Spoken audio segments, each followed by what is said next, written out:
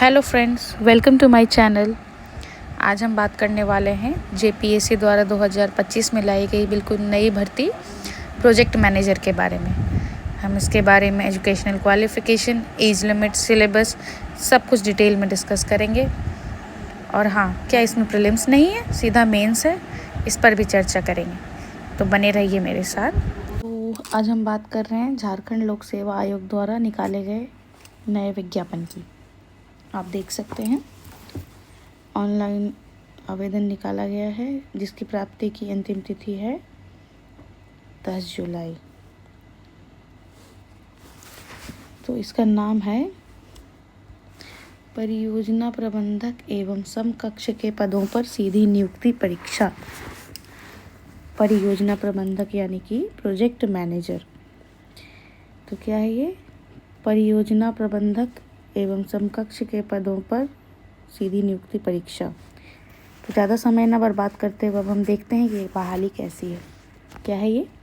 झारखंड राज्य के उद्योग विभाग के पत्रांक इतना और दिनांक इतना के द्वारा झारखंड उद्योग सेवा संवर्ग अंतर्गत परियोजना प्रबंधक एवं समकक्ष के पद पर सीधी भर्ती हेतु प्राप्त अधियाचना के अनुरूप संसूचित रिक्तियों के आधार पर इच्छुक एवं अर्हताधारी भारतीय नागरिकों से विविध प्रपत्र में वन टाइम रजिस्ट्रेशन यानी OTR सिस्टम के माध्यम से ऑनलाइन आवेदन पत्र आमंत्रित किए जाते हैं जो आयोग की वेबसाइट पर उपलब्ध है। तो ये जो प्रोजेक्ट मैनेजर की बहाली हो रही है ये OTR के द्वारा जेपीएससी की वेबसाइट से ली जा रही है और OTR माध्यम से जिन्हें भी फॉर्म भरना है वो वहाँ से लॉगिन करके फॉर्म भरेंगे। तो इसमें रिक्तियाँ ज़्यादा नहीं हैं, 30 हैं, जिसमें अनारक्षित जनरल जो है 13 है, EWS 2 है, अनुसूचित जाति 3, अनुसूचित जनजाति 8 और अति पिछड़ा 2, पिछड़ा भी 2 और महिला के लिए भी है 1। तो भले ही वैकेंसी ज़्यादा ना हो परंतु अच्छा मौका है जो लोग तैयारी में लगे हुए हैं उनके लिए इस परीक्षा के माध्यम से, क्योंकि इसमें एक बहुत बड़ा सरप्राइज़ है जो मैं आगे बताऊंगी। यह 4800 ग्रेड पे की नौकरी है। काफ़ी स्टैंडर्ड एक वेतनमान है ये, जिसमें कम से कम आपको 75,000 रुपये से सैलरी तो ज़रूर शुरू होगी। तो फिर ये 4800 ग्रेड पे की नौकरी, स्थायी पद, परमानेंट नेचर और प्रोबेशन अवधि 2 साल की है। और अब हम आगे चलते हैं। सबसे बड़ी बात है आप लोक सेवा, झारखंड लोक सेवा के अंतर्गत आएंगे। इसमें शैक्षणिक अर्हता यानी एजुकेशनल क्वालिफिकेशन क्या चाहिए? देखिए, इस पद का नाम है परियोजना प्रबंधक एवं समकक्ष, प्रोजेक्ट मैनेजर एंड सिमिलर। तो इसमें चाहिए हमें किसी भी मान्यता प्राप्त महाविद्यालय, विश्वविद्यालय से बैचलर ऑफ इंजीनियरिंग या बैचलर ऑफ टेक्नोलॉजी की डिग्री, यानी कि BE या BTech, बैचलर ऑफ इंजीनियरिंग या फिर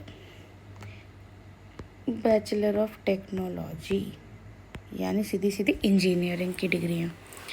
इसके अलावे भी है ऑप्शन, यानी अथवा लिख रखा है इन्होंने, मतलब कि इसके अलावे अर्थशास्त्र यानी इकोनॉमिक्स, गणित, सांख्यिकी, विज्ञान, साइंस, वाणिज्य, कॉमर्स, कॉस्ट अकाउंटेंसी, रेशम, सेरिकल्चर, एनवायरमेंट, फूड टेक्नोलॉजी और प्रबंधन यानी कि मैनेजमेंट में से किसी भी मान्यता प्राप्त महाविद्यालय, विश्वविद्यालय से स्नातक की डिग्री।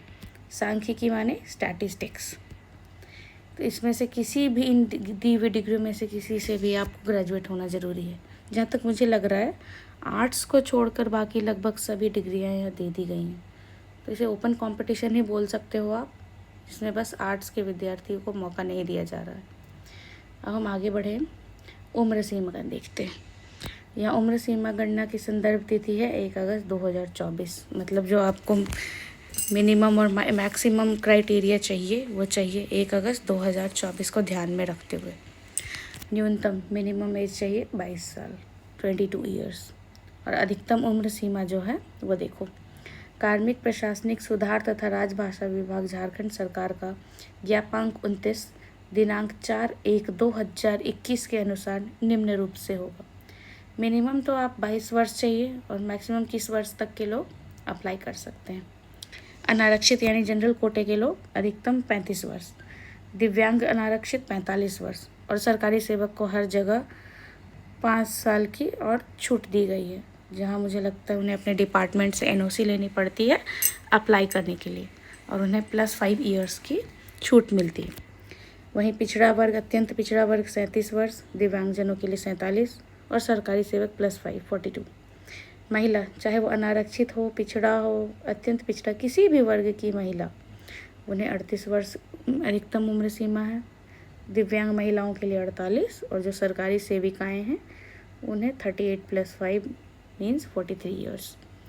अब आगे चले। अनुसूचित जाति एवं अनुसूचित जनजाति के पुरुष एवं महिला, scheduled caste and scheduled tribes वाले मेल एंड फीमेल की मैक्सिमम एज लिमिट 40 ईयर्स, जो दिव्यांगजन हैं उन्हें 50, और जो सरकारी वाले हैं +5 यानी कि 40 + 5 45 साल। और जो EWS कोटा है, आर्थिक रूप से कमज़ोर वर्ग, उसमें मिनिमम जनरल 35, जो दिव्यांग है 45, और जो सरकारी सेवक हैं 35 + 5 40 वर्ष। अब आगे देखें क्या लिखा है। हाँ, देखो, मैंने कहा ना कि सरकारी कर्मी जो हैं उनको 5 वर्ष की छूट मिलेगी, तो इन्होंने लिखा है कार्मिक प्रशासनिक सुधार तथा राजभाषा विभाग के संकल्प ज्ञापन और दिनांक 21/1/2003 के अनुसार के आलोक में वैसे स्थायी सरकारी कर्मी जिन्होंने 3 वर्ष की लगातार सेवा पूरी कर ली हो को पूर्व निर्धारित उम्र सीमा में 5 वर्षों की अतिरिक्त छूट दी होगी। मतलब सबको नहीं, झारखंड राज्य में काम कर रहे वो सरकारी कर्मचारी जिन्होंने लगातार बिना टूट के 3 वर्ष की कम से कम सेवा पूरी की हो, उन्हें ही ये मौका मिलेगा 5 साल की छूट वाला। मिनिमम आपको 3 वर्ष का एक्सपीरियंस होना चाहिए, वो भी अटूट, लगातार, कंटिन्यूअस। चलिए, अब सबसे इम्पोर्टेंट चयन प्रक्रिया, सिलेक्शन क्राइटेरिया क्या है भाई। तो मैंने बोला था ना कि एक सरप्राइज़ है, तो वो सरप्राइज़ ये है। देखो, लिखित परीक्षा विषयनिष्ठ सब्जेक्टिव एवं साक्षात्कार आयोजित किया जाएगा, मतलब नो प्रीलिम्स। भाई मेरे जैसों के लिए बहुत बड़ी राहत की बात है। MCQ में मैं हमेशा फंसती हूँ, और सबसे बड़ी बात है कि ये जो मेंस है वो है सब्जेक्टिव, लिखित है, लिखित। लेकिन भाई लिखित इजी नहीं होती, लंबी चौड़ी चाहिए आंसर राइटिंग प्रैक्टिस। तो लग जाओ भाई लिखने की प्रैक्टिस। तो चलिए देखते हैं, यहाँ प्रीलिम्स नहीं है, नो प्रीलिम्स, राहत की सांस। डायरेक्ट मेंस बहुत बड़ा मौका, खासकर उनको जो MCQ में फंसते हैं लेकिन उनकी राइटिंग एबिलिटी काफ़ी अच्छी है। तो चलो देखते हैं।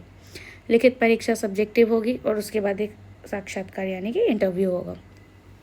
भाई JPSC का एग्ज़ाम है, तो चलिए देखते हैं। लिखित परीक्षा के विषय एवं अंकों का निर्धारण निम्नवत होगा, यानी हम देखते हैं सिलेबस, परीक्षा पैटर्न क्या है, कैसे कैसे पेपर्स होंगे मेंस के। तो यहाँ होंगे 4 पेपर्स। जो पहला पेपर है सामान्य हिंदी, दूसरा सामान्य अंग्रेजी, दोनों 100 नंबर के 2 घंटे के पेपर्स। हर परीक्षा जो आप JPSC, BPSC, UPSC के मेंस लिखते हो तो वहाँ 2 लैंग्वेज पेपर्स होती ही होती हैं। तृतीय पत्र है सामान्य अध्ययन, जनरल साइंस। आगे देखते हैं, उसका सिलेबस होगा ही। पूर्णांक 200 नंबर, अवधि 2 घंटे। और ये आया चतुर्थ पत्र। देखने में लग रहा है एक पेपर, लेकिन ये बहुत बड़ा सिलेबस है, बहुत मेहनत चाहिए, बहुत तैयारी चाहिए इसके लिए। जिसमें है औद्योगिक विकास यानी इंडस्ट्रियल डेवलपमेंट, औद्योगिक श्रम इंडस्ट्रियल लेबर, विधि एवं संबंधित नियमावली मीन्स, विधि मीन्स कानून, एवं संबंधित इससे जुड़ी भी नियमावली। ये 300 नंबर के बहुत बड़े पेपर है ये, और इसकी भी अवधि 2 घंटे। इसका सिलेबस आगे देखेंगे, काफ़ी डिटेल में दे रखा है इन्होंने। आपको UPSC EPFO वाली फीलिंग भी आएगी सिलेबस देख के। तो देखो, हिंदी जो इंग्लिश है लैंग्वेज, वो बस क्वालिफाइंग नेचर के हैं। सामान्य हिंदी तथा अंग्रेजी में प्राप्त लब्धांक अन्य लिखित पत्रों और साक्षात्कार के लब्धांकों में नहीं जोड़ा जाएगा। मतलब आप जो नंबर ला रहे हो सामान्य हिंदी तथा अंग्रेजी में, वो बस क्वालिफाइंग नेचर का है। पास करना ज़रूरी है, अगर नहीं पास करोगे बाकी के पेपर्स का कोई महत्व नहीं रह जाएगा, आउट हो जाओगे। तो सामान्य हिंदी एवं अंग्रेजी पत्र में 30% लब्धांक प्राप्त करना अनिवार्य होगा, अन्यथा वे लिखित परीक्षा के लिए अयोग्य समझे जाएंगे। मैंने बोला ना, पास करना है तो जो क्वालिफाइंग मार्क्स हैं आपको 30% लाने हैं, 30%। 100 नंबर में 30 नंबर आपको लाना है। तो हिंदी और अंग्रेजी तो हो गई क्वालिफाइंग, और उसके बाद जो इंटरव्यू होने वाला है मेंस पास करने के बाद, लिखित परीक्षा में सफल उम्मीदवारों का साक्षात्कार 100 अंकों का होगा। तो जो हमारा होने वाला इंटरव्यू होगा वो 100 अंकों का होगा।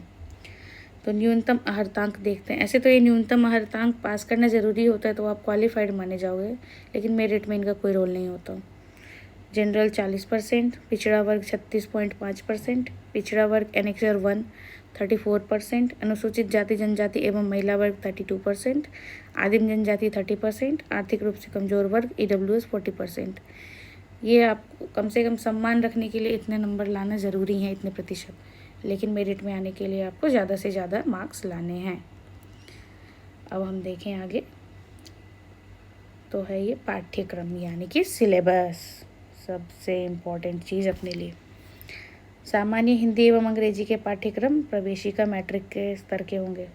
बाकी अन्य सिविल सेवा परीक्षाओं की तरह इसके भी सामान्य हिंदी और अंग्रेजी जो क्वालिफाइंग लैंग्वेज पेपर्स हैं वो 10th लेवल के होंगे, मैट्रिक स्तर के होंगे, 10th लेवल के होंगे ये। आगे सामान्य अध्ययन जो हमारा पेपर 3 था, इसमें है general awareness of Jharkhand, Jharkhand special paper आ गया ये। इंडियन पॉलिटी, लक्ष्मीकांत चाचा। इंडियन हिस्ट्री, इन्होंने इंडियन हिस्ट्री लिख रखा है, एंशियंट मिडाइवल मॉडर्न में नहीं बांटा है, लेकिन मोस्टली फोकस एंशियंट और मॉडर्न पे करना, पढ़ना तो तीनों। Indian geography and culture, 11th-12th की अपनी NCERTs। Indian economy, Ramesh Singh sir, Mrinal sir.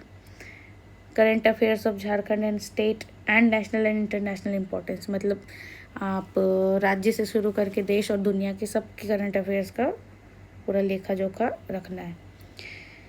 Reasoning, environment and climate change, reasoning भी होगी इधर, रीजनिंग भी प्रैक्टिस करनी है। रीजनिंग पता करना पड़ेगा भाई किस तरह की होगी, थोड़ा देखना पड़ेगा।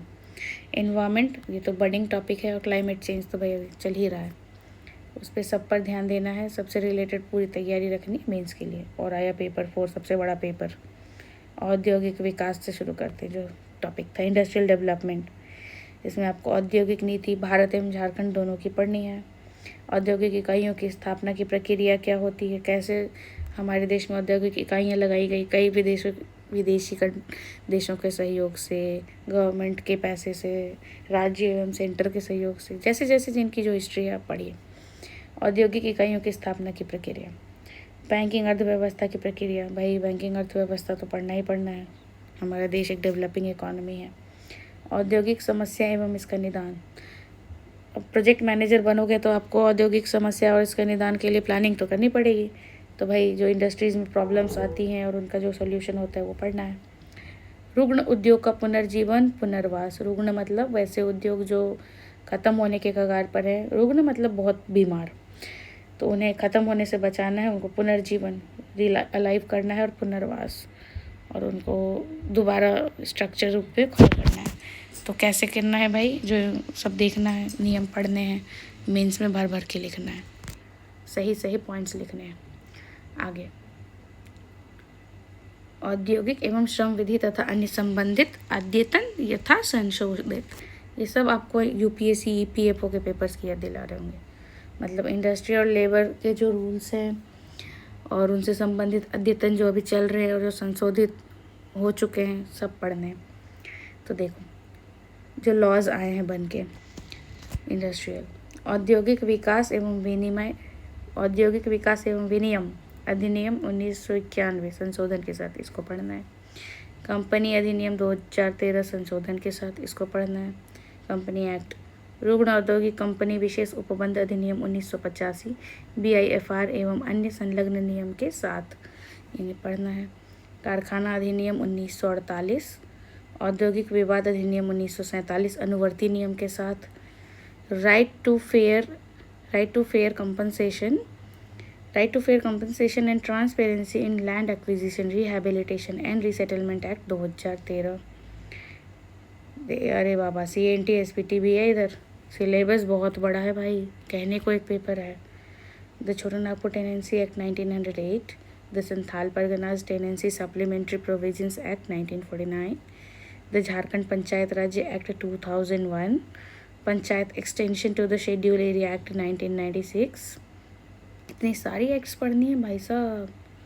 तो ये था अपना सिलेबस पेपर 4 का, बहुत डिटेल्ड है और बहुत चीज़ें पढ़नी हैं और मैं आपके साथ ही पढ़ूंगी। आप बोलोगे तो मैं साथ में नोट्स और जो भी स्टडी मटेरियल्स है मैं यूट्यूब पे पढ़ूंगी भी, पढ़ाऊंगी भी, शेयर भी करूंगी। बस आप लोगों के साथ चाहिए, आप लोग बोलोगे तो मैं करूंगी।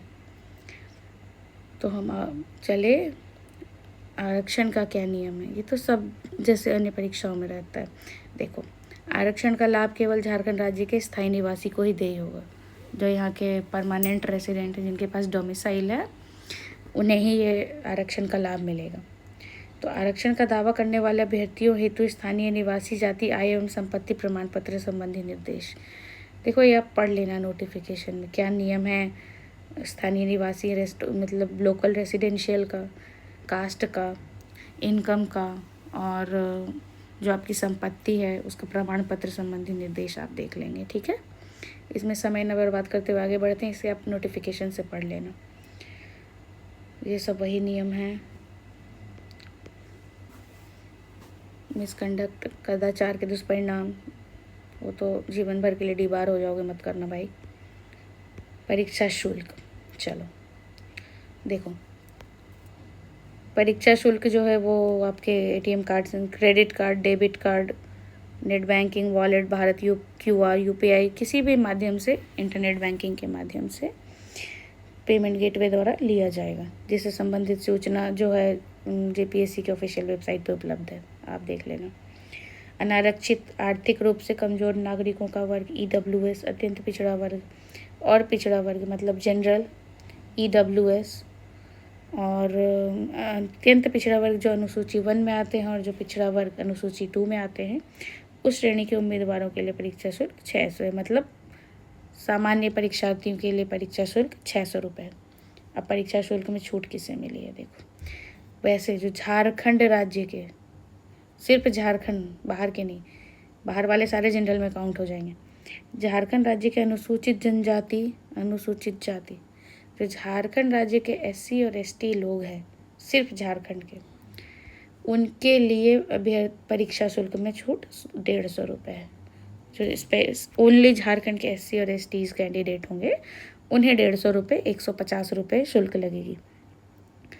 झारखंड राज्य के अनुसूचित जनजाति, अनुसूचित जाति कोटे से इतर कोटि के अभ्यर्थियों द्वारा रियायती दर पर परीक्षा शुल्क भरे जाने की स्थिति में उनके आवेदन पत्र को रद्द करते हुए उनकी उम्मीदवारी समाप्त कर दी जाएगी एवं बिना परीक्षा शुल्क भुगतान किए आवेदन पत्र स्वीकार नहीं होंगे, वे रद्द किए जाएंगे और परीक्षा शुल्क अप्रतिदेयी, नॉन रिफंडेबल होगा। देखो भाई, मैंने बोला ना, जो झारखंड राज्य के सिर्फ स्टेट के, सिर्फ झारखंड राज्य के जो अनुसूचित जनजाति और जाति एससी और एसटीज हैं, उनके कैंडिडेट हैं, बस उन्हें 150 रुपये पे करने हैं। बाकी हर किसी को जो झारखंड के भी नॉन एससी एसटी जनरल जो भी हैं, सबको वो 600 रुपये ही पे करने हैं। अगर आपने 150 किया तो आपके आवेदन पत्र को रद्द कर दिया जाएगा और पैसे भी वापस नहीं होंगे। ठीक है, अब हाँ, दिव्यांग अभ्यर्थी जो हैं हमारे, वो दिव्यांग अभ्यर्थी जो कम से कम 40% संगत निःशक्तता, जो 40% कम से कम जिनके वो निःशक्तता है, असमर्थता होगी, उनको परीक्षा शुल्क में छूट, उन्हें भी परीक्षा शुल्क में छूट मिलेगी। अब ये रहा नियम। आवेदन पत्र भरने तो आवश्यक शर्त एवं निर्देश कैसे भरने हैं, क्या क्या शर्तें हैं और निर्देश हैं।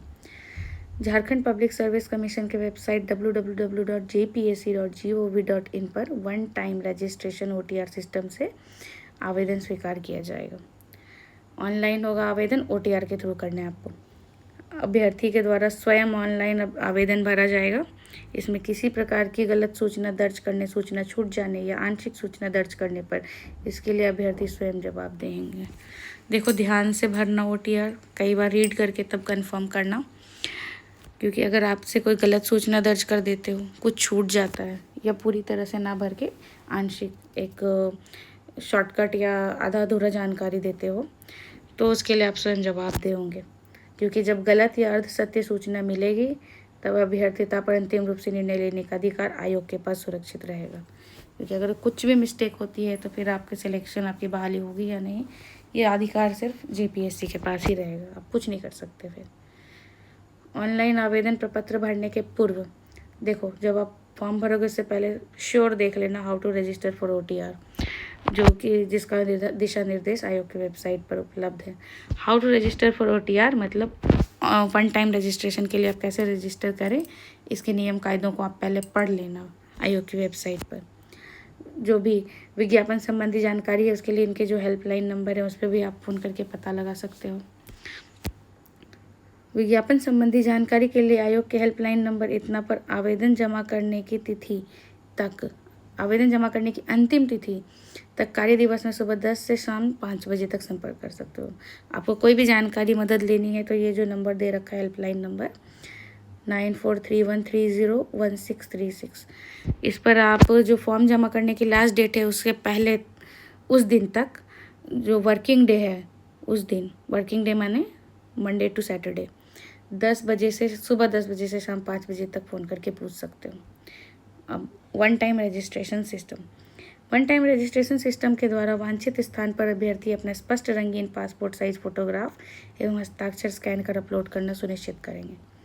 निर्धारित स्थान पर फोटोग्राफ एवं हस्ताक्षर अपलोड नहीं रहने पर आवेदक की अभ्यर्थिता रद्द कर दी जाएगी। देखो, OTR में आप सही जगह पर ही अपना कलर्ड पासपोर्ट साइज फोटोग्राफ जो उन्होंने KB और जो साइज़ दे रखा है उसमें भरना, फोटोग्राफ को फोटोग्राफ की जगह पे अपलोड करना और सिग्नेचर हस्ताक्षर को स्कैन करके जो सिग्नेचर की जगह वहाँ अपलोड करना। कुछ उल्टा पुल्टा और गलत अपलोड मत करना। आवेदन पत्र पर हस्ताक्षर को छोड़कर अंग्रेजी के बड़े अक्षरों में ही आवेदन प्रपत्र बनाना चाहिए। ये देखो, बहुत इंपॉर्टेंट चीज़ लिखी है। जब आप भरोगे तो जो आवेदन पत्र पे सिग्नेचर का जगह है जहाँ साइन करनी है, बस वहाँ पे ही रनिंग लेटर में साइन होगी। बाकी हर जगह फॉर्म कैपिटल यानी ब्लॉक लेटर, कैपिटल लेटर में भरना है फॉर्म को, और जो साइन है वो रनिंग करनी है।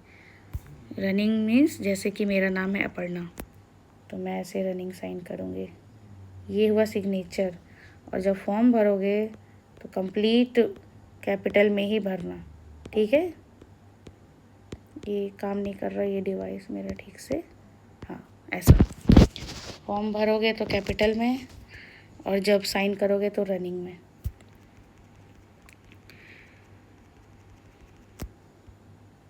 अब आगे हम देखें, हाँ, आवेदक अपने नाम, पिता के नाम की वर्तनी वही लिखेंगे जो मैट्रिक सर्टिफिकेट अंक पत्र में अंकित है। मतलब अपना जो भी डिटेल, अपना फादर्स नेम, सब कुछ जो आपने 10th के अपने सब टाइम में भर रखा था, 10th के सर्टिफिकेट में या मार्कशीट में जो आपकी लिखी है, नाम की स्पेलिंग, फादर्स नेम की स्पेलिंग, बिल्कुल वही लिखना, बिल्कुल अलग मत लिखना कुछ भी। ध्यान से अपने मैट्रिक सर्टिफिकेट, 10th के सर्टिफिकेट को खोल लेना, पढ़ लेना, फिर लिखना। आपका डेट ऑफ बर्थ जो जन्म तिथि आवेदक के मैट्रिक प्रमाण पत्र अंक पत्र में जो उनकी जन्म तिथि अंकित यथा तिथि, महीना और वर्ष है, वही आवेदन पत्र में यथा निर्धारित स्थान पर भरें। मतलब आपके 10th में जो आपकी डेट ऑफ बर्थ दे रखी है वही डेट ऑफ बर्थ आपको डालनी है, कुछ और मत डाल देना। ऑनलाइन आवेदन में अंकित ईमेल आईडी, मोबाइल नंबर तथा प्राप्त यूज़र आईडी एवं पासवर्ड को सुरक्षित रखना आवेदक की जिम्मेदारी होगी। देखो, जब आप OTR बनाओगे तो उसमें जो ईमेल आईडी यूज़ करोगे, मोबाइल नंबर यूज़ करोगे, और जब OTR बन जाएगा तो वहाँ से आपको मिलेगी यूज़र आईडी और पासवर्ड। आपको सबको याद रखना है और सुरक्षित रखना है, इसकी जिम्मेदारी आपकी होगी। इसे वे अंतिम परीक्षा फल प्रकाशन तक सुरक्षित रखेंगे। जब फाइनल रिजल्ट निकलेगा तब तक आपको इसे सुरक्षित रखना है, क्योंकि आपको सारी इन्फॉर्मेशन इस पर मिलेगी और हमेशा आपको ज़रूरत पड़ेगी। अभ्यर्थी ऑनलाइन भरने के क्रम में ही अपने ही कार्यरत मोबाइल नंबर, ईमेल आईडी अंकित करेंगे। किसी भी परिस्थिति में किसी अन्य व्यक्ति का मोबाइल नंबर, ईमेल आईडी अंकित नहीं करेंगे। देखो, जब आप फॉर्म भरोगे सिर्फ अपना ईमेल आईडी या मोबाइल नंबर डालना, अपने मम्मी पापा, फ्रेंड, भाई बहन, किसी दूसरे का मत डालना, सिर्फ अपना। और देखो, ऑनलाइन जब आप पेमेंट करोगे, इंटरनेट बैंकिंग व्यवधान के लिए आयोग उत्तरदायी नहीं होगा। कई बार पेमेंट फंस जाती है और या नेट स्लो है, तो अगर पैसे कट गए तो इसके लिए आयोग जिम्मेदार नहीं होगा। और मोस्टली अगर ऐसे में पैसे कटते हैं तो बैंक रिफंड कर देता है। और हाँ, आप लास्ट डेट का इंतज़ार मत करना, समय रहते ही फॉर्म भर लेना। ऑनलाइन भुगतान में किसी भी प्रकार का इंटरनेट व्यवधान, गलत भुगतान, असफल भुगतान, ये सब जो चीज़ें मैंने बोली, फेल्ड ट्रांजैक्शन के लिए आयोग उत्तरदायी नहीं होगा। और इसके लिए सुधार के लिए अतिरिक्त समय भी नहीं दिया जाएगा।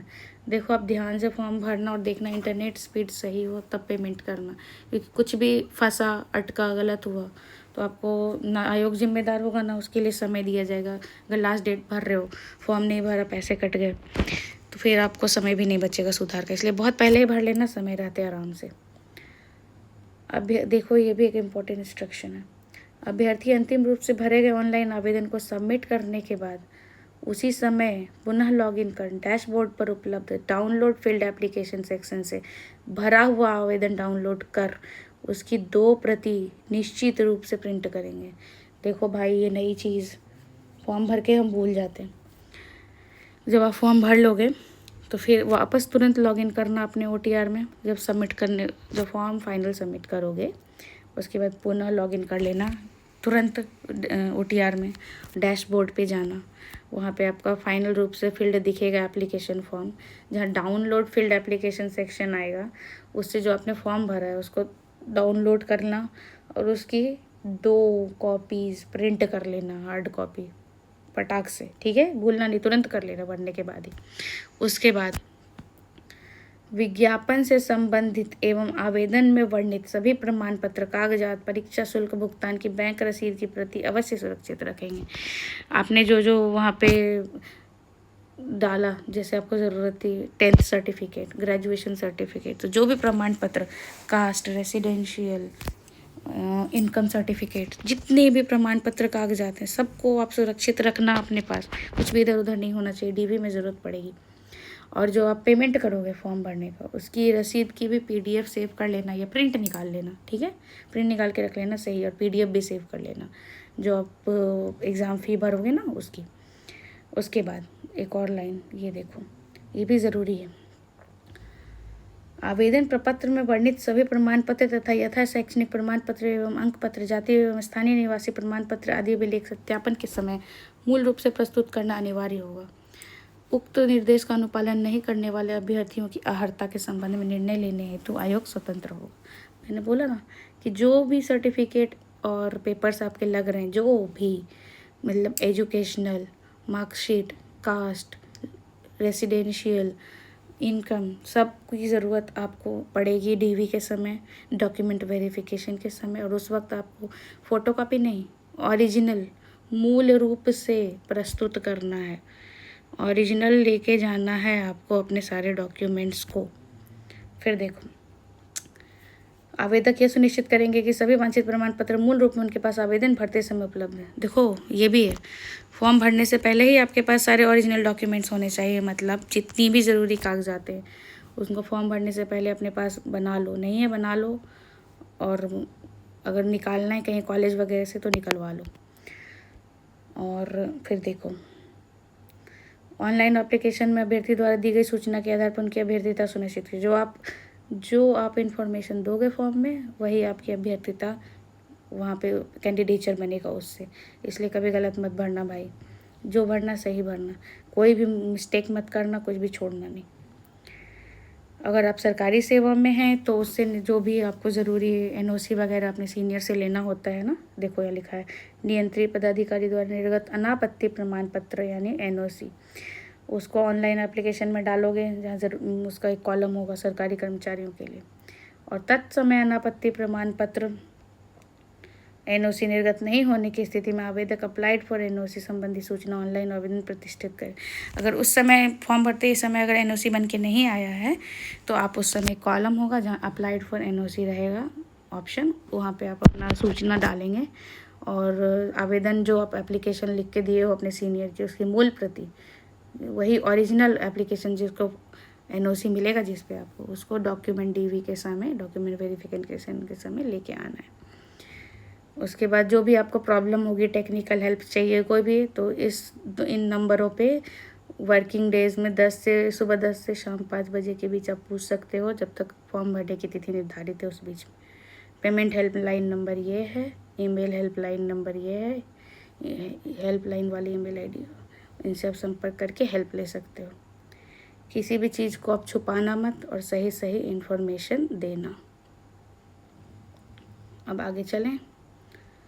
उसके बाद एक और नियम आ रहा है भाई, पहले ये देख लो। चयन प्रक्रिया बिना कारण बताए किसी भी समय स्थगित या रद्द करने का आयोग अधिकार के पास सुरक्षित रहता ही है। वो कभी भी चयन प्रक्रिया जो चल रही है उसको जेपीएससी वापस भी ले सकती है, ये अधिकार उनके पास है। अब ये देखो, ये बहुत इम्पोर्टेंट चीज़ है, ये करना है। बाकी परीक्षाओं में तो मैंने नहीं देखा, बहुत कम ही देखा है। अभ्यर्थी ऑनलाइन आवेदन की मुद्रित स्वहस्ताक्षरित प्रति, मतलब जो आप ऑनलाइन आवेदन फॉर्म भरे जिसका प्रिंट निकाला आपने, उस पर मुद्रित प्रिंटेड स्वहस्ताक्षरित मतलब खुद साइन किया हुआ, सो अभिप्रमाणित बोलते हैं ना, सेल्फ अटेस्टेड कॉपी कंडिका 11T, जो कंडिका 11T दे रखी है के अनुसार सभी वांछित प्रमाण पत्रों की स्पष्ट एवं पठनीय स्व अभिप्रमाणित प्रति, मतलब कि जो आप एप्लीकेशन भरे हो वो निकाला प्रिंट, उस पर आपने साइन किया। उसके बाद जो जो डॉक्यूमेंट आप डाल रहे हो ज़रूरत पड़ रही है, जैसे प्रमाण मतलब 10th 12th लोकल रेसिडेंशियल, इसीलिए कहा ना कि फॉर्म भरने से पहले आपके पास होना चाहिए जितनी भी ज़रूरी डॉक्यूमेंट्स हैं उनकी साफ सुथरी जेरोक्स कॉपी पे साइन करके, स्वप्रमाणित मतलब खुद का साइन करके, डाक या स्पीड पोस्ट, मतलब आपको पोस्ट ऑफिस जाना है, वो दो कॉपीज़ को लेके एक बढ़िया A4 साइज़ लिफाफे में डालो, उसके बाद उसको स्पीड पोस्ट करना है। एवं हाथों हाथ आयोग कार्यालय के पते, मतलब या तो आप डाक या स्पीड पोस्ट कर सकते हो या खुद ही जाके हाथों हाथ आयोग कार्यालय के पते, मतलब जहाँ पे आयोग का कार्यालय वहाँ जाकर इस पता जो यहाँ मेंशन है, परीक्षा नियंत्रक झारखंड लोक सेवा आयोग, सर्कुलर रोड, रांची, पर निर्धारित तिथि, मतलब कि 23/7/2025 जो अंतिम तिथि है फॉर्म जमा करने की, शायद उससे पहले अपराह्न 5 बजे तक जमा, मतलब उस दिन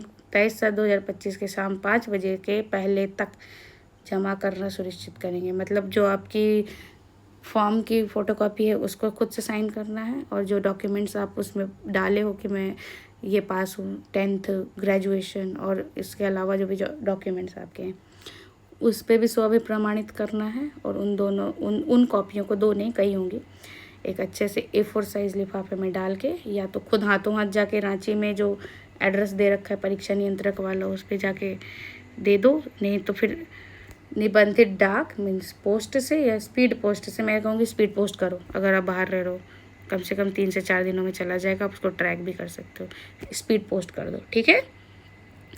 हार्ड कॉपी लिफाफे के ऊपर, जो हार्ड कॉपी का लिफाफा रहेगा जिसमें आप भेज रहे हो, उसके ऊपर विज्ञापन संख्या 4/2025 तथा पद का नाम परियोजना प्रबंधक एवं समकक्ष, ये भी लिखना है। देखो लिफाफे के ऊपर जो हार्ड कॉपी डाले हो, जो हार्ड कॉपी भेज रहे हो ना, उसके लिफाफे के ऊपर लिखना है आपको विज्ञापन संख्या ये, और जो पद का नाम करके लिखना है परियोजना प्रबंधक एवं समकक्ष, जो बहाली निकली है उस पद का नाम, अपना OTR नंबर लिखना है, अपना रजिस्ट्रेशन नंबर लिखना है, मोटे बोल्ड अक्षरों में अंकित के, मतलब साफ साफ बड़े अक्षरों में आपको लिखना है उस लिफाफे के ऊपर जहाँ पे आप भेजोगे, एड्रेस डालोगे ना, टू एंड फ्रॉम, वहाँ ऊपर में लिख दोगे।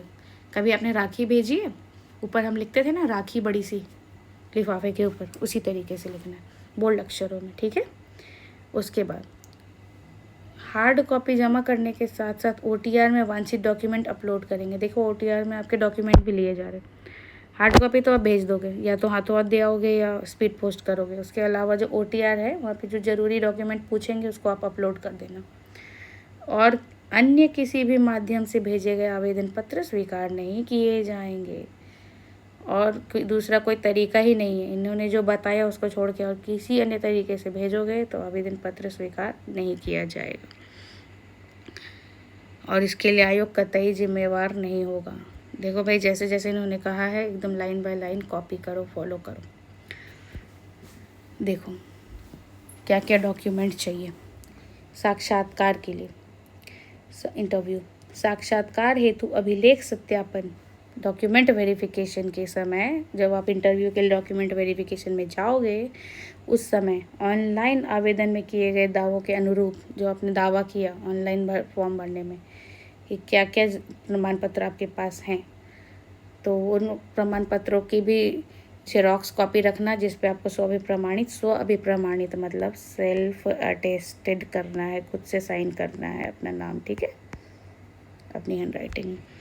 तो स्व भी प्रमाणित करोगे और ओरिजिनल तो लेके जाना ही है, ओरिजिनल भी लेके जाना है और जेरोक्स भी रखनी है और उसको सेल्फ अटेस्टेड करना है, स्व भी प्रमाणित करना है जब आपको डीवी के लिए बुलाया जाएगा। तो क्या क्या डॉक्यूमेंट चाहिए? मैट्रिक प्रमाण पत्र एवं अंक पत्र की छाया प्रति, 10th की जो मार्कशीट और सर्टिफिकेट दोनों, इंटरमीडिएट प्रमाण पत्र एवं अंक पत्र की छाया प्रति, 12th का मार्कशीट और सर्टिफिकेट दोनों। और तीसरा, किसी भी मान्यता प्राप्त महाविद्यालय जो भी विश्वविद्यालय से बैचलर ऑफ इंजीनियरिंग या बैचलर ऑफ टेक्नोलॉजी की डिग्री प्रमाण पत्र एवं अंक पत्र की छाया प्रति। तो तीसरा जो उनका ये था कि उन्हें जो ग्रेजुएशन के लिए चाहिए क्राइटेरिया, या बीई बैचलर ऑफ इंजीनियरिंग या फिर बीटेक बैचलर ऑफ टेक्नोलॉजी। इसके अलावा उन्होंने अथवा भी लिखा था, जो शायद इन्होंने डालना छूट गया यहाँ पे, जो भी साइंस ग्रेजुएट, कॉमर्स ग्रेजुएट है ना, जो भी उनका उन्होंने मांग रखा है, वो वाले जो भी फॉर्म भर रहे लोग, वो अपने ग्रेजुएशन का मार्कशीट और सर्टिफिकेट, डिग्री प्रमाण पत्र भी चाहिए। अंक पत्र मतलब मार्कशीट, डिग्री प्रमाण पत्र डिग्री सर्टिफिकेट। मान लो बहुतों के पास प्रोविजनल होता है, ओरिजिनल आने में समय लगता है यूनिवर्सिटी से या निकाला नहीं होता है, तो वो प्रोविजनल भी चलता है जहाँ तक मुझे पता है, लेकिन कोशिश करना ओरिजिनल डिग्री हो। डिग्री प्रमाण पत्र और मार्कशीट की, अंक पत्र की भी छाया प्रति चाहिए और साथ में ओरिजिनल तो चाहिए ही चाहिए डीवी के टाइम पे। तो हमने देखा 10th 12th और ग्रेजुएशन वाले डॉक्यूमेंट्स चाहिए, है ना। तो ये था नियम। हाँ देखो, अथवा लिख तो रखा है। हाँ, जो भी इनका कंडीशन था, अर्थशास्त्र, गणित, सांख्यिकी, विज्ञान, वाणिज्य, कॉस्ट अकाउंटेंसी, सेरिकल्चर, पर्यावरण एवं फूड टेक्नोलॉजी अथवा प्रबंधन मैनेजमेंट में से किसी भी जो भी है से मान्यता प्राप्त जो भी यूनिवर्सिटी या कॉलेज से आपने ग्रेजुएशन की डिग्री ली है, उसका सर्टिफिकेट और मार्कशीट चाहिए, डिग्री प्रमाण पत्र और मार्कशीट। तो उसकी जेरोक्स कॉपी पे भी हस्ताक्षर करके ले जाना है और ओरिजिनल ये डीवी के समय चाहिए। फिर देखो, जिन्होंने अप्लाई किया है ना रिजर्वेशन, जाति प्रमाण पत्र जहाँ ज़रूरी हो, जाति प्रमाण पत्र की छाया प्रति चाहिए। स्थानीय निवासी प्रमाण पत्र, जिन्होंने ये दावा किया कि वो लोकल रेसिडेंट है। फिर देखो, क्षैतिज आरक्षण हेतु सभी, क्षैतिज आरक्षण हेतु सभी वर्ग के महिला एवं दिव्यांग जनों के लिए स्थानीय निवासी प्रमाण पत्र समर्पित करना अनिवार्य है। तो जो महिलाएं दावा करेंगी क्षैतिज आरक्षण के लिए, और जो दिव्यांगजन हैं उनको, अगर उन्होंने आरक्षण का दावा किया, क्षैतिज आरक्षण, और दिव्यांगजन को तो मिलेगा ही, इन सबों को निवासी प्रमाण पत्र समर्पित करना अनिवार्य है। निवासी प्रमाण पत्र समर्पित करना अनिवार्य है। इसके बाद मेडिकल बोर्ड द्वारा निर्गत निःशक्तता प्रमाण पत्र, जो निःशक्तता का दावा करते हैं उन्हें मेडिकल बोर्ड द्वारा निर्गत निःशक्तता प्रमाण पत्र शामिल करना अनिवार्य है। फिर अनापत्ति प्रमाण पत्र, जो एनओसी, झारखंड सरकार के स्थायी सेवकों को उम्र सीमा में छूट हेतु, जो झारखंड सरकार के जो सेवक हैं, एम्प्लॉयज़ हैं, उन्हें एनओसी की भी कॉपी वहाँ पे संलग्न करनी है। और अगर आप नहीं लेके जाते जो भी आपने दावा किया वो प्रमाण पत्र, तो उनकी अभ्यर्थिता के संबंध में आयोग का निर्णय अंतिम होगा, तब आयोग डिसाइड करेगा आपको रखना है या नहीं। तो ये रही अंतिम तिथियाँ। आवेदक ऑनलाइन एप्लीकेशन सिस्टम के माध्यम से दिनांक इतना से इतना तक, देखो दिनांक इतना मतलब 20 जून 2025, यानी शुरू हो चुका फॉर्म 20 जून 2025 से 10 जुलाई 2025, ज़्यादा दिन नहीं मिला है, 20 दिन मिले हैं आपको फॉर्म के लिए। 20 जून 2025 से 10 जुलाई 2025 की शाम 5 बजे तक ऑनलाइन आवेदन कर सकते हैं। इतना लंबा टाइम ना लेना भाई, पहले कर लेना। फिर परीक्षा शुल्क के लिए दिनांक 10/7/2025 के बाद दिनांक 11/7/2025 तक लिंक मात्र परीक्षा शुल्क जमा करने के लिए उपलब्ध रहेगा। देखो, जो पेमेंट होता है आई थिंक 24 घंटे बाद शुरू होता है, मैंने अभी देखा नहीं OTR। तो फॉर्म तो 10 जुलाई 2025 के शाम 10 जुलाई 2025 के शाम 5 बजे बंद हो जाएगा फॉर्म भराना, और पेमेंट उसके 24 घंटे बाद तक बंद होगा। मीन्स 11/7/2025 के शाम 5 बजे तक पेमेंट का लिंक खुला रहेगा। पहले ही भर लेना भाई, तो यही था ये नोटिफिकेशन जो मैंने एक्सप्लेन किया। होप सो आपको समझ आया होगा। तो चलो, सबको ऑल द बेस्ट। फॉर्म भरिए, अच्छा मौका है, प्रीलिम्स नहीं है, सीधा मेन से तैयारी कीजिए, अच्छे से पूरा लिखने का प्रैक्टिस कीजिए, नोट्स बनाइए। मैं भी करूँगी, आप बोलोगे तो साथ में मैं शेयर भी करूँगी। जो भी स्टडी मटेरियल से नोट्स होंगे साथ में पढ़ेंगे, तैयारी करेंगे। अब तक के लिए देखने के लिए बहुत बहुत thank you. Please like share and subscribe my channel, इससे मेरा हौसला बढ़ेगा। Thank you so much.